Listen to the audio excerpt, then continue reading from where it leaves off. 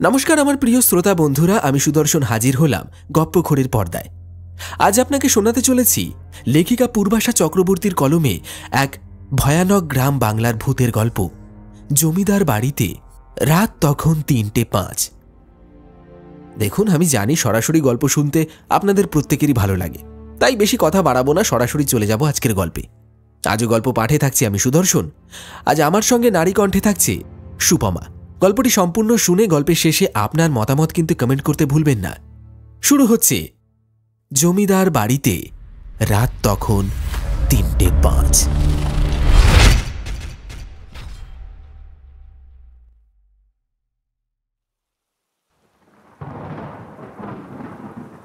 বাইরে এক নাগাড়ে বৃষ্টি পড়েই চলেছে। আজকে আরও অনেক বেশি নিস্তব্ধ লাগছে চারিপাশ। এই আধো অন্ধকার ঘরে ৩টে হলুদ রঙের বাতি অন্ধকার দূর করতে অপারগ, তাই জমাট বাঁধছে বিচ্ছিরি এক অন্ধকারের। হাসপাতালের লাশ কাটার ঘরের টেবিলের দিকে মুখ ঝুঁকিয়ে দাঁড়িয়ে আছেন দুজন। দুজনের হাতেই ধারালো ছুরি আর কাঁচি, যেটা দিয়ে চিরে ফেলা যায় আস্ত একটা মানুষের শরীর, যে শরীরে এতদিন বাস করত প্রাণোচ্ছল আত্মা। সেই শরীরকে এক নিমেষে ছিঁড়ে ফেলতে একসময় কষ্ট হতো সাহেবের, কিন্তু এখন যেন অভ্যাস হয়ে গেছে। আজকে টেবিলের উপর শুয়ে রয়েছে একজন অপূর্ব সুন্দরী রমণী, যার বন্ধ দু চোখের পাতা যেন অকারণেই বুজে আছে। ওই চোখ দুটো যেন একটু পরে ঘুম ভেঙে জেগে উঠবে, ঠোঁট দুটো যেন নড়ে উঠবে নিজের কাহিনী বলার জন্য, আর মুখের ফ্যাকাশে হয়ে যাওয়া সাদা চামড়াটায় যেন আবার রক্ত সঞ্চালন শুরু হয়ে যাবে। শুধুমাত্র মুহূর্ত খানিকের অপেক্ষা। সাহেব আর রবিন দুজনেই জানে এই শরীরটা এবার ছিঁড়ে ফেলা হবে। তারপর তার ভিতর থেকে কত শত কথা টেনে হিঁচড়ে বের করে আনা হবে। মৃতদেহ যেন বলে উঠবে তার মৃত্যুর কারণ। ময়নাতদন্তের রিপোর্টে লেখা হবে ঠিক কোন কারণে ঘুমিয়ে পড়েছে এই রমণী। একদিনের জন্য নয়, চিরকালের জন্য। এই ঘুমটা তার দরকার ছিল না, তবুও অপ্রিয় ঘুমের যন্ত্রণাদায়ক কাহিনীর লিখিত বিবরণ লিখতে হবে একটা সাদা কাগজে। সাধারণত দিনের বেলা ডিউটি করে ওরা। সন্ধ্যা ৪টের পরে লাশ কাটার নিয়ম নেই, কিন্তু কখনো কখনো প্রয়োজনে নিয়ম ভাঙতে হয়। পকেটে অতিরিক্ত টাকা এলে কেউই আর দ্বিতীয়বার সংকোচ করে না। সাহেব আর রবিনও ঠিক সেই কারণেই আজকেও বারণ করেনি। সকাল থেকে ঝিরঝির করে বৃষ্টি পড়ছিল। সন্ধ্যের দিকে বৃষ্টির প্রকোপ বাড়তে লাগলো। এমন আবহাওয়া সবাইকে ঘরের দিকে টানে, কিন্তু কাজ ফেলে সাহেব কিংবা রবিন কেউই আজকে বাড়ি ফিরতে পারবে না। আজ সকালে ওরা দুজনেই বোঝেনি রাতে এক্সট্রা ডিউটি করতে হবে। যদিও ওদের পেশায় নির্দিষ্ট কোনো টাইম নেই, প্রয়োজনে সারা রাত, আবার কখনো ২-৩ দিন টানা ডিউটি করতে হয়। বাঁকুড়া জেলার ধার ঘেঁষে গড়ে ওঠা একটা প্রত্যন্ত গ্রামের মাইলখানেক দূরে চার্লিস হাসপাতাল। আর সেই হাসপাতালেই ৪ বছর হলো কাজে জয়েন করেছে সাহেব এবং রবিন। একজন কলকাতার ছেলে, আরেকজন মেদিনীপুরের। পড়াশোনায় দুজনেই বরাবর ভালো, কিন্তু ব্যতিক্রমী জীবনটা বেছে নেওয়ার পিছনে আলাদা কোনো উদ্দেশ্য ছিল না। চাকরি পেয়ে বিন্দুমাত্র দ্বিধাবোধ না করে গ্রামের হাসপাতালে জয়েন করেছিল সাহেব। রবিনের কাহিনীও ঠিক সেরকমই। যদিও লাশ কাটার ঘরে চাকরি পেয়ে প্রথম দিকটায় ঘন্টা, মিনিট আর সেকেন্ডের হিসেবগুলো তালগোল পাকিয়ে যেত। কখনো হাত কাঁপত, কখনো বুকের ভেতরটা ধরফর করে উঠত, কখনো আচমকাই ভয় পেয়ে যেত। কিন্তু এখন সবকিছুই সয়ে গেছে। হাতগুলো যেন কেমন লোহার মতো শক্ত হয়ে উঠেছে। মন থেকে উধাও হয়ে গেছে মায়া। আগে একটা লাশ কাটতে গেলে কত শত চিন্তা মাথায় আসতো, আর এখন সবকিছু ধুয়ে মুছে সাফ হয়ে গেছে। প্রতিদিনের মতো আজকেও সকালে কাজে এসেছিল রবিনার সাহেব। এই তাঁদের কাজের ঘর। ছোট্ট একরত্তি ঘরটায় মাত্র একটা টেবিল আর দুটো চেয়ার। এটা বিশ্রামের জন্য। আর আছে দুটো লম্বা টেবিল, যার ওপর শুইয়ে রাখা হয় মৃতদেহকে। কখনো শিশু, কখনো বৃদ্ধ, তো কখনো যুবক, আবার কখনো রমণী, যাদের মুখের দিকে আর যেন তাকানো যায় না। তাকালেই মনে হয় গড়গড়িয়ে গল্প বলছে তাঁরা। আবার ফিরে আসতে চাইছে যেন পৃথিবীতে, বাঁচতে চাইছে দুহাত ভরে। কিন্তু এই পৃথিবী তাদের অস্তিত্ব বেঁধে রেখেছে একটি বডির মধ্যে, যাকে ছিঁড়ে ফেলা হলে আর সেই অস্তিত্ব থাকবে না। সাদা ফ্যাকাশে হয়ে যাওয়া চামড়াটা যেন একটা আস্ত সাদা কাগজ, ছুরি কাঁচি দিয়ে যার উপর লেখা হয়। আর একসময় পূর্ণাঙ্গ কাহিনী তৈরি হয়। খুব সহজেই সেই কাহিনীর লিখিত বিবরণ ডাক্তারের হাতে পৌঁছে যায়। ঠিক কি কারণে মৃত্যু হলো তার, সেই উত্তরটা পাওয়া যায় নিমেষেই।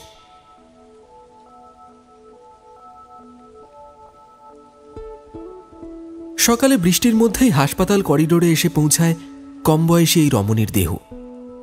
হালকা বর্ণের আলোর ছাপ যেন তার চোখে মুখে। প্রথমবার দেখে অবাক হয়ে গিয়েছিল সাহেব, আর তৎক্ষণাৎ বুঝে নিয়েছিল আজকে রাতে আর বাড়ি ফেরা হবে না। ডাক্তারবাবু হন্তদন্ত হয়ে এসে সাহেব আর রুবিনের দিকে অনুরোধ সূচক দৃষ্টি দিয়ে বলেছিলেন,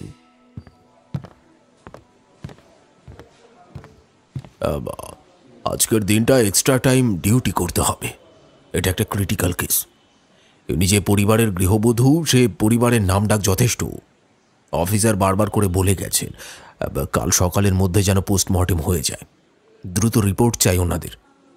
এনার মৃত্যুর কারণটা যত তাড়াতাড়ি হয় স্পষ্ট করো।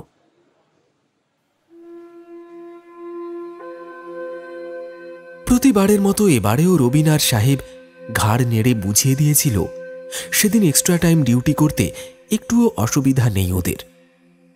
কাজের প্রতি নেশা বরাবরই ছিল, শুধু এবারের কেসটা কেন জানি না খুব অদ্ভুত মনে হচ্ছে ওদের।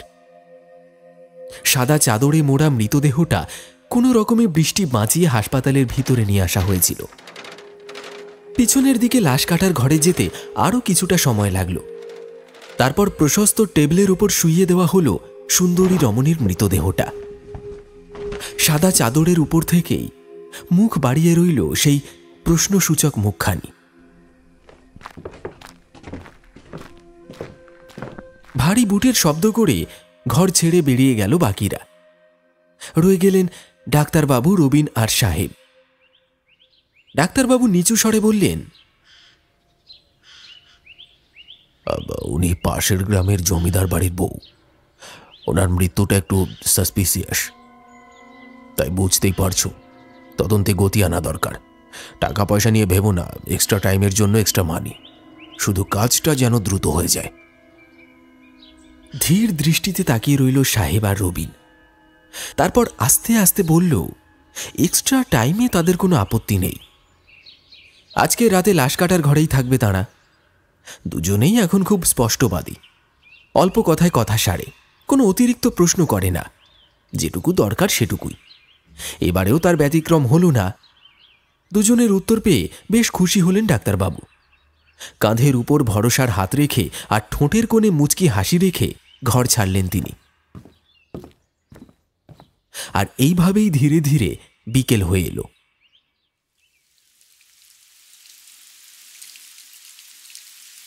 সন্ধ্যা নামতেই এই হাসপাতালে যেন অদ্ভুত এক নিস্তব্ধতা। মদের গ্লাস হাতে করে ঘরে এলো রবিন। রাতে কাজ করতে হলে ওদের দুজনেরই একটু মদ্যপানের অভ্যাস আছে, যদিও হাত থাকে স্টেডি। বছরের পর বছর ধরে এটাই অভ্যাস। নেশা করলেও লিমিটেশন থাকে, যতটা দরকার ততটাই। আজকের সন্ধ্যা থেকেই দুজনেই নেশায় ডুবে গেল। একটু রাত বাড়লে শুরু হবে কাজ। ছুরি কাঁচি সবটাই গুছিয়ে রাখা আছে। মৃতদেহর কাটাকাটি শুরু হবে। এদিকে টিক টিক করে ঘড়ির কাঁটা এগিয়ে চলল। মদের গ্লাসটা পাশে রেখে উঠে দাঁড়ায় রবিন। ধীরে ধীরে দুজনে এসে দাঁড়ায় টেবিলটার দুই পাশে।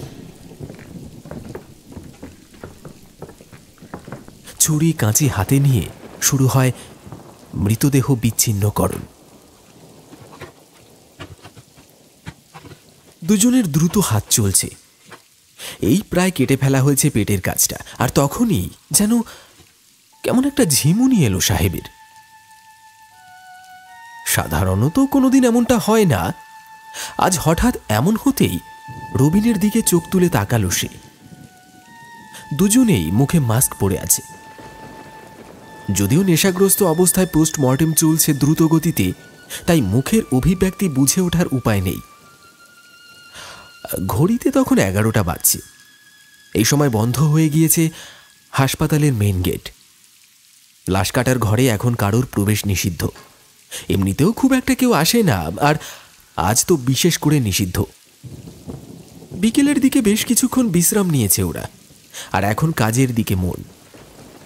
এক টানা রক্ত মাংস ঘাঁটতে ঘাঁটতে তীব্র বিরক্তি ধরে গিয়েছে রবিনের। ইশারায় সাহেবকে একটু বিশ্রাম নিতে বলল সে। টেবিলের ওপর ছুরি কাঁচি রেখে পাশের চেয়ারে এসে বসলো ওরা দুজনে। মেয়েটির পেটটা কাটা হয়েছে। প্রয়োজনীয় অর্গানগুলো আলাদা আলাদা করে প্যাকেটে ভরা হয়েছে। আর যা কাজ রয়েছে তাতে ভোর হয়ে যাওয়ার কথা। এখন একটু বিশ্রাম না নিলে রীতিমতো বিরক্ত লাগবে, আর তাই কিছুটা সময় বিশ্রাম নেবে বলে ঠিক করল রবিন আর সাহেব। দুজনেই চেয়ারে বসে মাস্ক খুলে ফেলল। টেবিলের ওপর কাটা মৃতদেহটা তখন পড়ে আছে। হাঁ হয়ে যাওয়া দেহটা যেন আর্ত চিৎকার করছে। শরীরের ভিতর থেকে বেরিয়ে আসা হাহাকারে ভরে উঠেছে লাশ কাটার ঘরটা। এগুলো প্রথম প্রথম অসহ্য লাগলেও এখন সহ্য হয়ে গিয়েছে। মৃতদেহের চাপা আর্তনাদ শুনে এখন আর বুক কেঁপে ওঠে না ওদের।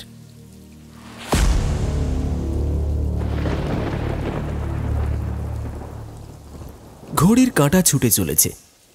রাতে বাড়ি ফিরবে না বলে আগেই জানিয়েছিল সাহেব। একবার ফোন করে সবার খোঁজ নিতে হবে। রবিনের কাঁধে একটা হাত রেখে সাহেব খুব নিম্ন স্বরে বলল, রবিন, আমি একটু বাইরে থেকে আসছি। ঘাড় নেড়ে সম্মতি জানালো রবিন। সাহেব ঘর থেকে বেরিয়ে গেলে জমাট বাঁধা অসহ্য নীরবতা আর মৃতদেহের ব্যথা এসে ধাক্কা দিতে লাগলো রবিনের মনটাকে। কোনোদিন বুকের ভেতর এতটা পাথরের মতো ভার অনুভব করেনি রবিন। আজ কম বছর হলো না মৃতদেহ কাটছে সে, কিন্তু আজ প্রথম থেকেই যেন বাতাসটা ভারী হয়েছিল। বোধহয় সাহেবও বুঝেছিল। রবিন বুঝলেও কোনো কথা বলেনি। প্রত্যেকটা পরিস্থিতি সামলানোর ক্ষমতা আছে তার। ভারী বাতাসকে হালকা করতে এক দৃষ্টে সে চেয়েছিল মেয়েটির চোখের দিকে, ওই বন্ধ হয়ে যাওয়া চোখের দিকে। এবার ধীরে ধীরে টেবিলের কাছে উঠে এলো রবিন। মনের মধ্যে জমাট বাঁধা অস্বস্তিটা এবার কাটাতে হবে। মৃতদেহের পাশে দাঁড়িয়ে এক দৃষ্টে পরীক্ষা করতে লাগলো রবিন। মুহূর্ত খানেকের অপেক্ষা। আলগা হয়ে থাকা হাতের আঙুলগুলো যেন কেঁপে উঠল। বন্ধ চোখের পাতা আলতো যেন নড়ে উঠল, আর পায়ের আঙুলের কোনাটাও যেন নড়াচড়া করছে। বুকের ভেতর যেন বিদ্যুৎ খেলে গেল রবিনের। ভয়ে দু চোখ চাপা দিল সে। গলার স্বর শুকিয়ে গেছে, কোনো আওয়াজ আসছে না। একটু সময় পর চোখের উপর থেকে দুহাত সরিয়ে যা দেখল তাতে বুকের রক্ত হিম হয়ে যায়। টেবিলের ওপর শোয়া অবস্থা থেকে উঠে বসেছে মৃতদেহটি। কাটা পেট থেকে ঝুলছে নাড়ি ভুঁড়ি, হিংস্র মুখে চেয়ে রয়েছে যেন। দুটো হাত সামনের দিকে এগিয়ে গেল, আষ্টে পৃষ্ঠে আঁকড়ে ধরল রবিনের দেহটাকে। ধীরে ধীরে হাত দুটো গলা অব্দি পৌঁছল। ছটফটিয়ে উঠল রবিন। সমস্ত আর্তনাদ গলার কাছে জট পাকিয়ে রয়েছে। একটুও শব্দ বেরোচ্ছে না মুখ দিয়ে। নিজের সর্বস্ব শক্তি দিয়ে মৃতদেহের কবল থেকে নিজেকে বার করতে চাইল সে, কিন্তু পারল না। রমণীর গায়ে যেন দৈত্যের শক্তি। এই ভয়ঙ্কর শক্তির কাছে পরাজিত হতে লাগল রবিন। খিলখিলিয়ে হেসে উঠল মৃতদেহ।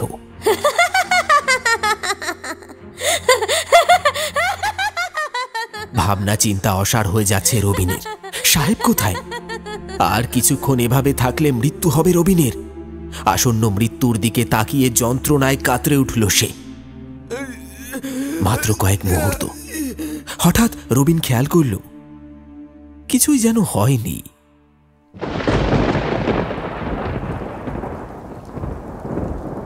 চোখ খুলে রবিন দেখতে পেল সে বসে আছে তার নিজেরই চেয়ারে। বাইরে থেকে দ্রুত পায়ে ছুটে আসছে সাহেব। ঘরে ঢুকে সাহেব বলল,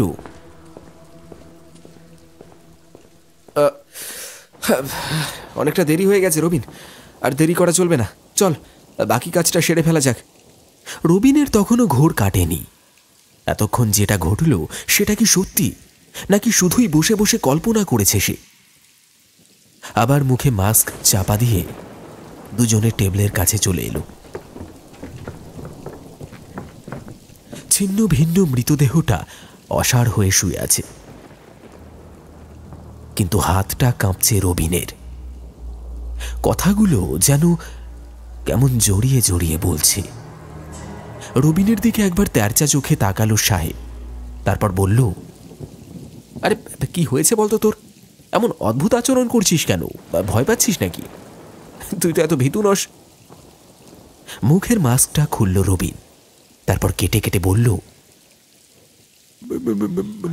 মৃতদেহটা মৃতদেহ নয়, ওর প্রাণ আছে, ওর প্রাণ আছে। রবিনের গলার স্বর শুনে মুহূর্তের জন্য চমকে উঠল সাহেব। এটা কিভাবে কথা বলছে রবিন?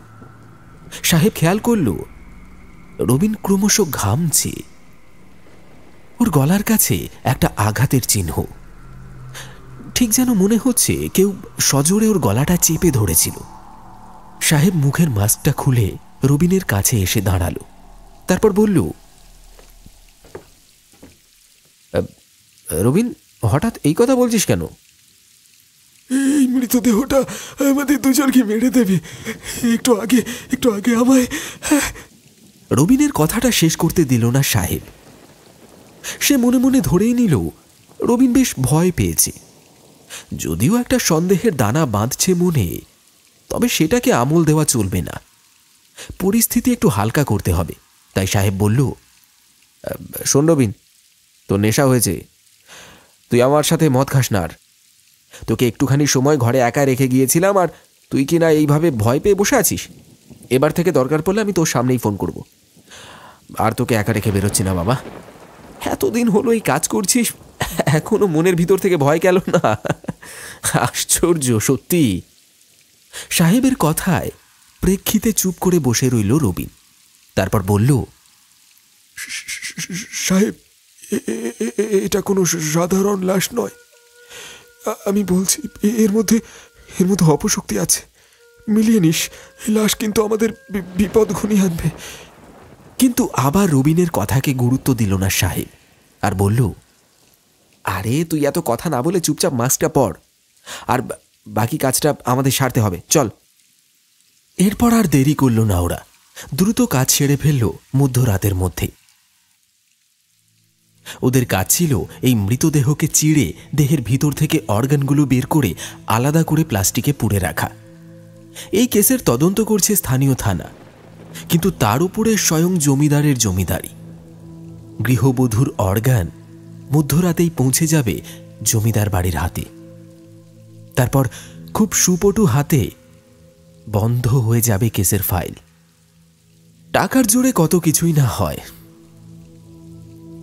বিকেলে ডাক্তারবাবু এসে নির্দেশ দিয়ে গেছেন, মধ্যরাতে জমিদার বাড়ি থেকে একজন সদস্য আসবেন, তাদের হাতেই বধূর অর্গান ভর্তি প্লাস্টিক ধরিয়ে দিতে হবে।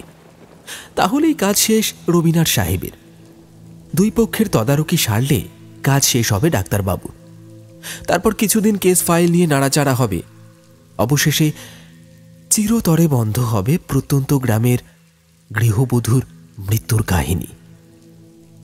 মাঝে মধ্যে গায়ে কাঁটা দিয়ে ওঠে রবিনের, তবু পেট চালাতে অজস্র অন্যায়ের সঙ্গ দিতে হয় তাঁকে, অনেক সময় ইচ্ছে না থাকলেও। সেদিক থেকে সাহেব বেশ অনেকটাই শক্তপোক্ত। প্রথম থেকে লাইনের পাশে বে লাইনে অভ্যস্ত সে। টেবিলের ওপর স্ট্রেচার, আর তার উপর সাদা কাপড়ে ঢাকা দিয়ে শুয়ে আছে গৃহবধূ। হালকা হলুদ রঙের আলোয় অপূর্ব মুখখানি যেন ঝলমল করছে। রবিনের মনের মধ্যে তখনও ভয়। সাহেবকে সে বলল, এই জমিদার বাড়ির অনেক কাহিনী শুনেছি, বুঝলি? শুনেছি বাড়ির বউদের ওপর এরা অত্যাচার করে, খুব প্রভাবশালী এরা, চোখের আড়ালে বহু কাজ করে। হাসপাতাল, ডাক্তার, পুলিশ সব এদের কেনা। একটা মৃত্যুর ঘটনা চাপা দিতে কয়েক সেকেন্ড লাগে। আমিও শুনেছি। এও শুনলাম ওনার স্বামী নাকি বিশেষ কোনো কাজে একটু বাইরে গেছেন, আর সেই ফাঁকে এত বড় একটা কাণ্ড ঘটে গেছে। কি জানি কেউ জানে কি না, নাকি সব কিছু মিটে যাওয়ার পর তবেই ওনাকে খবর দেওয়া হবে। এই বলে ওরা দুজনেই মৃতদেহের মুখের দিকে তাকিয়ে রইল। দুজনের কথার মাঝেই হন্তদন্ত হয়ে ঢুকলেন ডাক্তারবাবু। এমন প্রবল নিস্তব্ধতার মাঝে ডাক্তারবাবুর জুতোর শব্দ যেন একমাত্র তীব্র শব্দ। সাহেব আর রবিন চমকে দরজার দিকে তাকালো। ডাক্তারবাবু ঘামছেন। হলোটা কি? লাশ কাটার ঘরের মাঝে এসে দাঁড়ালেন তিনি। রবিন আর সাহেবের দিকে তাকিয়ে বললেন, খুব গড়বড় হয়ে গেছে। বাইরে প্রচণ্ড বৃষ্টি পড়ছে, জমিদার বাড়ি থেকে কেউ আসবে না। ডাক্তারবাবুর কথা শুনে দুজনের মুখে আর শব্দ এলো না। তবুও সাহেব বলল, তাহলে এখন উপায়? এবার নিচু স্বরে উত্তর দিলেন ডাক্তারবাবু। বললেন, এই মৃতদেহটা কবর দিয়ে আসতে হবে। এমন একটা জায়গায় দিয়ে আসতে হবে যেখানে কাকপক্ষীটিতেও টের পাবে না। তোমরা কত টাকা চাও বলো, সব ব্যবস্থা হয়ে যাবে। শুধু যেটা বললাম সেটা করে আসতে হবে। জমিদার মশাই ভোরের মধ্যে নোট পাঠিয়ে দেবেন, কাল সকালের মধ্যে ক্যাশ পেয়ে যাবে। আপাতত কাজটা সেরে এসো। ডাক্তারবাবুর কথাগুলো কেমন যেন হুকুমের মতো লাগলো। বাইরে বৃষ্টির দিকে তাকিয়ে বুকের ভিতরটা কেঁপে উঠল রবিনের। সাহেব আর রবিন একে অপরের দিকে তাকালো। শুধুমাত্র ডাক্তারবাবুর হুকুম নয়, টাকার অঙ্কটাও কারণ। মৃতদেহ কবর দিতে রাজি হয়ে গেল দুজনে। এই ঝড় বৃষ্টির রাতে ভয়ের বদলে টাকার স্বপ্ন জাগিয়ে রাখল তাঁদের।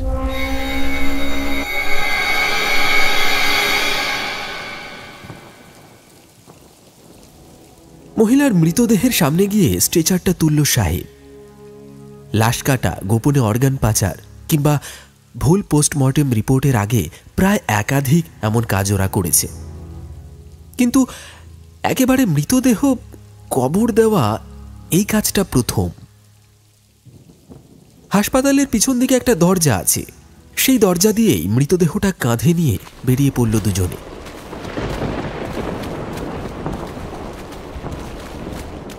প্রচণ্ড বৃষ্টিতে ভিজে গেল শরীর, ভিজে যাচ্ছে রমণীর ছিন্ন ভিন্ন দেহটা।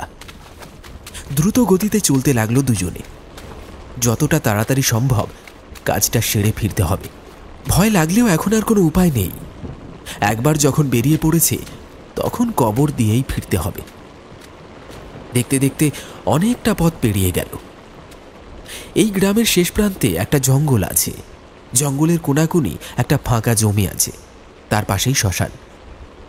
সেই জমির একটা অংশ দেখে সেখানেই জমিদার গৃহবধূর দেহ কবর দিল ওরা। ঠিক এই সময় প্রচণ্ড আলোর ঝলকানি। সামনে একটা উঁচু গাছে বাজ পড়ল, আর সেই বাজের আলোয় এমন একটা দৃশ্য ওরা দেখল যাতে হৃৎপিণ্ড গলার কাছে উঠে আসে। ওরা দেখল কবরের গর্তে চোখ খুলে শুয়ে রয়েছে ওই কাটা মৃতদেহ। ঠিক যেন হাসছে, বাঁকা হাসি হেসে যেন বলছে, সবাই পাপের শাস্তি পাবে। এই ভয়ঙ্কর দৃশ্য দেখে কোনো ক্রমে কাজ ছেড়ে ছুটতে লাগলো রবিনার সাহেব। প্রাণপণে ছুটতে ছুটতে এসে পৌঁছলো হাসপাতালের দরজায়।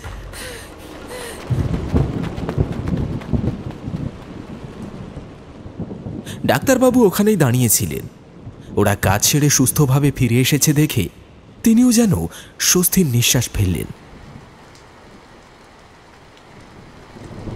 এখানে মর্গের ঘরটার পাশে আরও একটা ছোট ঘর আছে। বাইরে প্রচণ্ড বৃষ্টির দাপট, সঙ্গে ঘন ঘন চমকাচ্ছে বিদ্যুৎ। ওরা দুজনে সেদিন রাতে আর বাড়ি ফিরবে না, তাই হাসপাতালের পাশের ঘরেই রাতটা কাটিয়ে দেবে। পরের দিন ডিউটি করে একবারে দুদিনের ছুটি নিয়ে বাড়ি চলে যাবে। যেমন ভাবা তেমনটাই কাজ। মর্গের পাশের ঘরে বিশ্রাম নিতে চলে গেল রবিন আর সাহেব।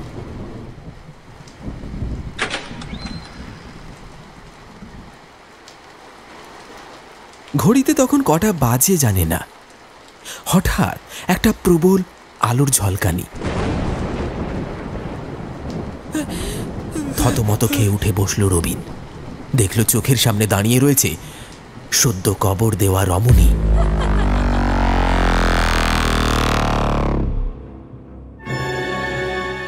শরীর থেকে ঝরে পড়ছে রক্ত, এলোমেলো চুলে ঘিরে ধরেছে শতবর্ষের জট।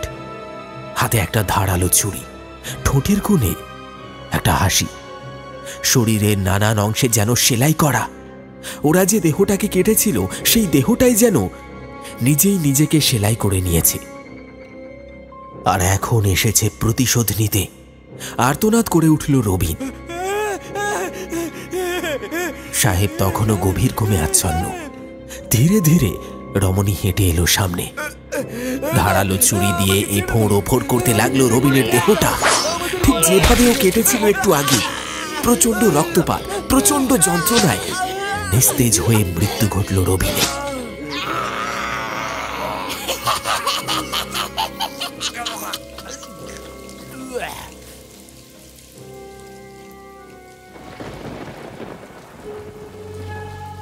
কিন্তু রবিনের এই বুক ফাটা চিৎকার, এই আর্তনাদ, তার বাঁচার আরতি কিছুই সাহেবের কানে গেল না। মর্গের পাশে থাকা এই ঘরটায় অনেকদিন হলো রাত কাটিয়েছে সাহেব। অভ্যাস হয়ে গেছে, তাই আর ভয় করে না। রবিন বোধহয় বড্ড ক্লান্ত ছিল, তাই গা এলিয়ে বসতেই ঘুমিয়ে পড়েছে, এমনটাই ভাবল সাহেব। কিন্তু আজ সাহেবের ঘুম আসছে না। মেয়েটার বন্ধ হয়ে যাওয়া চোখ দুটো বারবার মনে পড়ছে। মনে পড়ছে ওই তাচ্ছিল্যে ভরা হাসিটা। সাহেবের শুধুই মনে হচ্ছে এই বুঝি ধারের কাছেই রয়েছে সে। কিন্তু এমনটা মনে হওয়ার কারণ সে জানে না। থেকে থেকে এমন মনে হচ্ছে যেন কেউ বাইরে থেকে ডাকছে। সাহেব, এসো, বাইরে এসো। ভেজানো জানলাটা পুরোটা খুলে দিয়ে ওপাশে তাকালো সাহেব। আর তাকাতেই বুকের ভেতরটা ছ্যাঁত করে উঠল। এ কি দেখছে সে? কবর দেওয়া মেয়েটা এসে দাঁড়িয়ে রয়েছে। গলার স্বর হারিয়ে গেল সাহেবের। থেমে গেল অঙ্গ প্রত্যঙ্গের সাড়া দেওয়া। মেয়েটা যেন ধীর পায়ে এগিয়ে আসছে। সেই হেঁটে আসার সঙ্গে ভেসে আসছে একটা ঠান্ডা হাওয়া।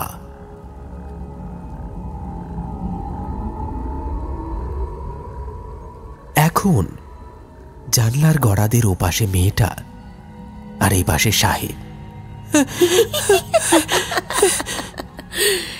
সাহেব, সাহেব কোনো কথা বলতে পারল না। মুহূর্তের মধ্যেই চোখের সামনেটা অন্ধকার হয়ে গেল। কি যেন ধারালো একটা অস্ত্রের কোপ মেরেছে শরীরে। শুধু শুধু একটা খিলখিলিয়ে হাসি কানের কাছে বেজে উঠল।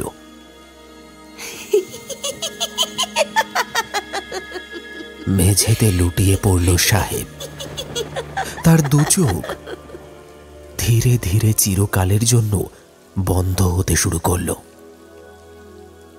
মৃত্যুর আগের মুহূর্তে যেন খুব শান্ত কণ্ঠস্বরে কাউকে বলতে শুনল, পাপের শাস্তি।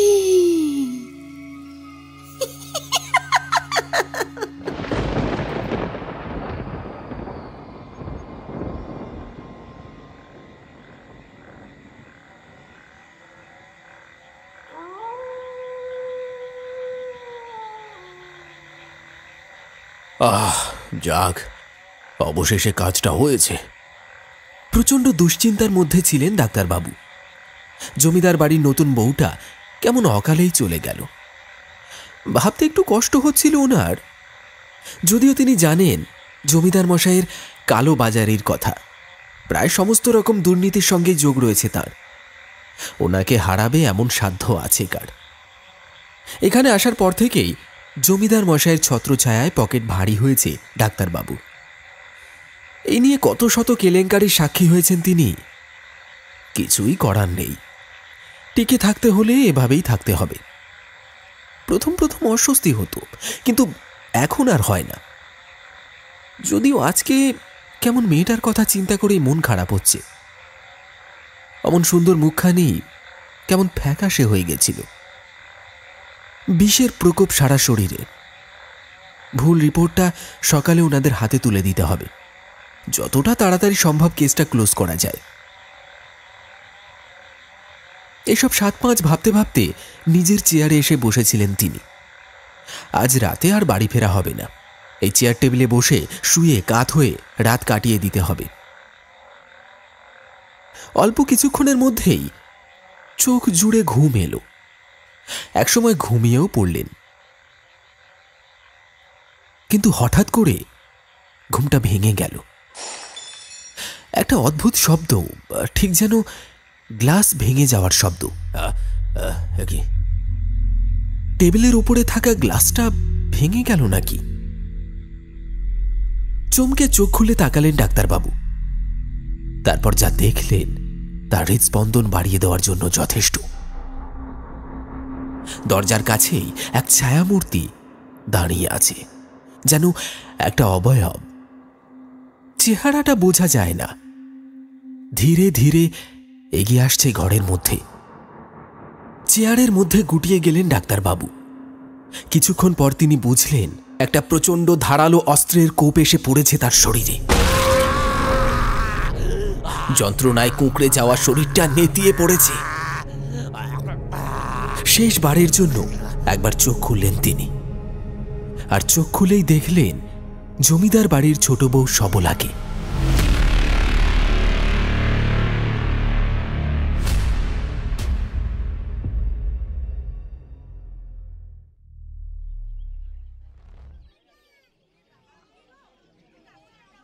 হাসপাতালে পরপর 3টে মৃত্যু।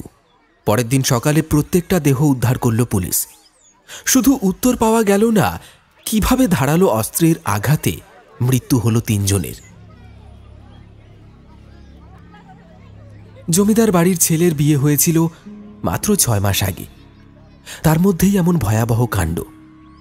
গতকাল ফোন করে ডাকা হয়েছিল তাকে। নতুন বউ হার্ট অ্যাটাকে মারা গেছে বলা হয়েছে। খবর পেয়ে ছুটে এসেছেন তার স্বামী, কিন্তু এসে নিজের বউয়ের দেহ দেখতে পাননি তিনি। বিশেষ কোনো কারণে নাকি সেটা পুলিশের হেফাজতে। এরপর ধীরে ধীরে কেটে গেল 4টে মাস। আজ জমিদার বাড়িতে বিশেষ অনুষ্ঠান। এই বাড়ির ছোট ছেলের আবার বিয়ে ঠিক করা হয়েছে। তারই পাকা কথা সেদিন। বিকেলের আলোয় সাজো সাজো রব বাড়ি জুড়ে। সকলের মুখে শুধুই বিয়ের কথা, কিন্তু ছাদের কোনায় মনমরা হয়ে দাঁড়িয়েছিল একা বিরূপাক্ষ। জমিদার বাড়ির ছোট ছেলে সে, যার স্ত্রী মারা গেছে 4 মাস আগে, যে মৃত্যুর প্রসঙ্গ ধামা চাপা দেওয়া হয়েছে। সঠিক উত্তর খুঁজে পায়নি বিরূপাক্ষ নিজেও। কিন্তু মনটা যেন বড়ই বিষণ্ণ।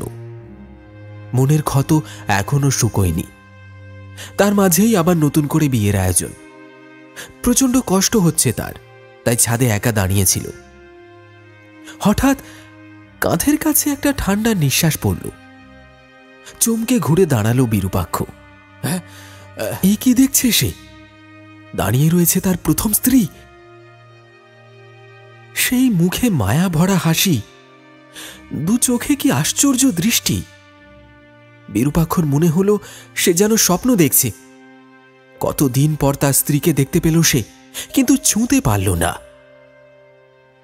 বিরূপাক্ষর থেকে কিছুটা দূরে দাঁড়িয়ে রয়েছে তার প্রথমা স্ত্রী সবলা।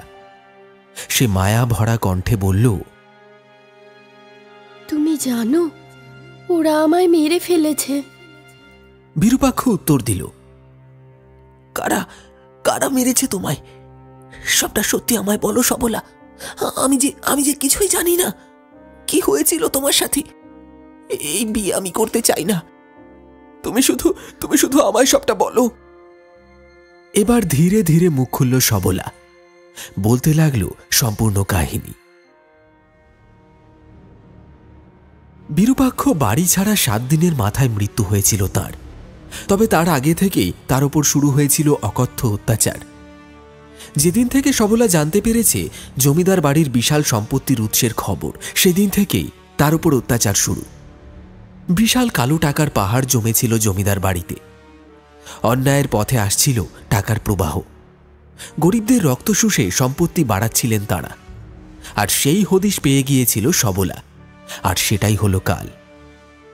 বাড়ির সবাইকে তিনি বোঝাতে লাগলেন, পাপের টাকায় কেউ সুখী হয় না, সবার উচিত এর বিরোধিতা করা। কিন্তু হায়, কেউ তার ডাকে সাড়া দিল না। বরং জমিদার বাবুর কান অবধি পৌঁছে গেল নতুন বৌমার দুঃসাহসের কথা। তারপর তার মুখ বন্ধ করতে যা যা করতে হয় সবটাই করেছেন তিনি। খাবারের সাথে বিষ মিশিয়ে হত্যা করা হয়েছে সবলাকে। নতুন বউয়ের মৃতদেহ মর্গে নিয়ে গিয়ে কাটাছেঁড়া করা হয়েছে। তৈরি করা হয়েছে ভুল রিপোর্ট। তারপর মর্গের লোকেদের দিয়ে জমিদার বাড়ির অদূরে কবর দেওয়া হয়েছে সবলার মৃতদেহ। এত যন্ত্রণা সহ্য করতে না পেরে একে একে প্রতিশোধ নিয়েছে সবলা। প্রথমে মর্গের ওই 2 লোভী পুরুষ, তারপর ডাক্তারবাবু। ধারালো ছুরির আঘাতে মৃত্যু হয়েছে সবার। খুন করেছে মৃত সবলা, কিন্তু এখনো তার প্রতিশোধ শেষ হয়নি। ঠিক এতটা ঘটনা বিস্তারে বলার পর বিরূপাক্ষর কাছ থেকে বিদায় নিল সে। ছাদের কোণে থম মেরে বসে পড়ল জমিদার বাড়ির ছোট ছেলে। সে যা শুনল তা বিশ্বাস করা কঠিন। এমন সময় হঠাৎ আচমকা লোডশেডিং হলো। নিভে গেল জমিদার বাড়ির আলো। কি হলো? লোডশেডিং হয়ে গেল গো। আরে লাইটগুলো জ্বালাও। সবাই হই হই করে উঠল। এভাবে আলো তো সাধারণত যায় না। ভীষণ অবাক হলেন জমিদার মশাই। শুধু তিনি জানতেন না এরপর কি অপেক্ষা করছে। বাড়িতে ছোট ছেলের বিয়ে বলে কথা, এভাবে আলো গেলে হয়?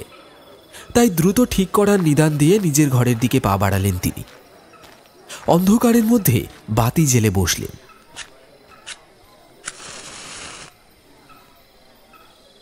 আরে বাবা, কি যন্ত্রণা! বাড়িতে বিয়ে আর এইভাবে নাকি আলো চলে গেল। ও যা গরম লাগছে। ঘরের জানলাগুলো খুলে দি। বলেই তিনি ঘরের জানলাগুলো খুলে দিলেন।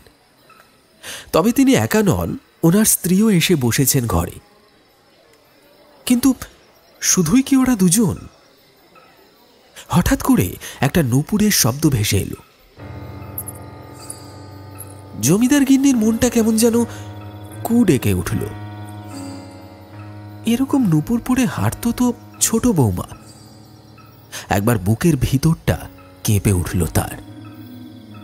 জানলার বাইরে থেকে অদ্ভুত একটা ঠান্ডা হাওয়া আসছে, আর ঘরের মধ্যে ফুটে উঠেছে একটা আলতা পায়ের ছাপ। জমিদার গিন্নি কি একাই দেখছেন, নাকি উনিও দেখতে পাচ্ছেন?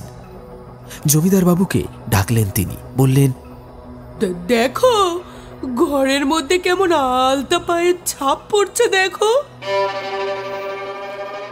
এবার নজরে পড়ল জমিদার বাবুর। কিন্তু এ কি? বুকের ভিতরটা আচমকা ব্যথা করে উঠল। তীব্র যন্ত্রণা, তীব্র যন্ত্রণা, তীব্র যন্ত্রণা। ছটফট করে উঠলেন তিনি। আরে কই রে বিশু, হারান ভোলা। তার মনে হচ্ছে মৃত্যু এসে কড়া নাড়ছে দরজায়। জমিদার বাবুর এই অবস্থা দেখে হাঁক ডাক শুরু করলেন গিন্নি।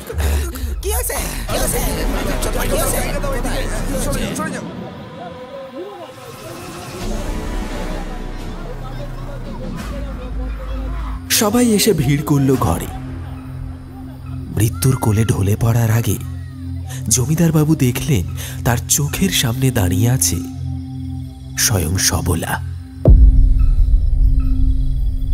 ঠিক যেন মুচকি হেসে বলছে,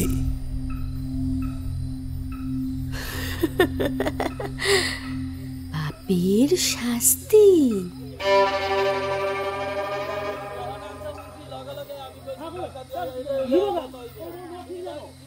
নিচে তখন হুলুস্থুলু পড়ে গেছে, কিন্তু তখনও ছাদের কোণে ঠায় বসে আছে বিরূপাক্ষ।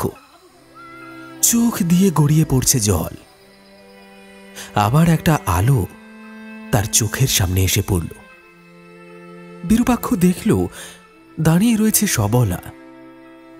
এবার তার মুখে একটা অদ্ভুত স্বস্তি। বিরূপাক্ষর দিকে তাকিয়ে সবলা বলল, সবাই পাপের শাস্তি পেয়েছে, এবার আমি নিশ্চিন্ত, এবার আমি আসি। কোনো উত্তর দিতে পারল না বিরূপাক্ষ। শুধু ছলছল চোখে সামনের দিকে তাকিয়ে রইল। ধীরে ধীরে আলোর সঙ্গে মিলিয়ে গেল সবলার আবছা দেহটা। আর কোনোদিনও ফিরে আসবে না সে। পাপের শাস্তি দিয়ে নিশ্চিন্তে ঘুমিয়ে পড়েছে সবলা।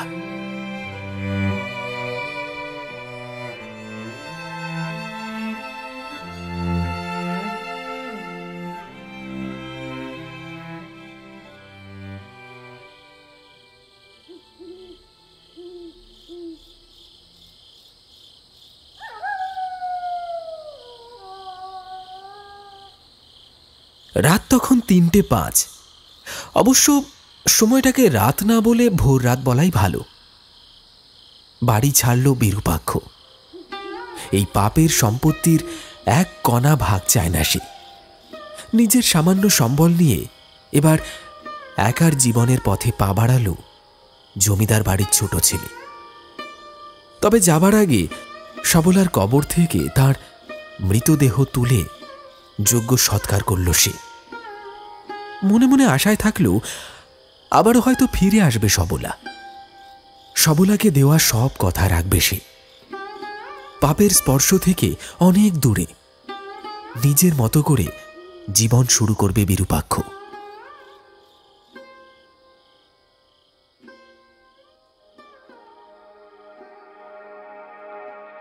শুনলেন জমিদার বাড়িতে রাত তখন 3:05।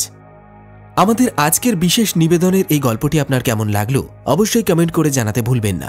যারা এখনো পর্যন্ত আমাদের চ্যানেলটি সাবস্ক্রাইব করেননি তাদের কাছে অনুরোধ, অনুগ্রহ করে চ্যানেলটি সাবস্ক্রাইব করুন। দেখা হচ্ছে আবার একটি রোমাঞ্চকর কাহিনীর সাথে আগামী এপিসোডে। ততক্ষণের জন্য সঙ্গে থাকুন আর শুনতে থাকুন গপ্পখোর।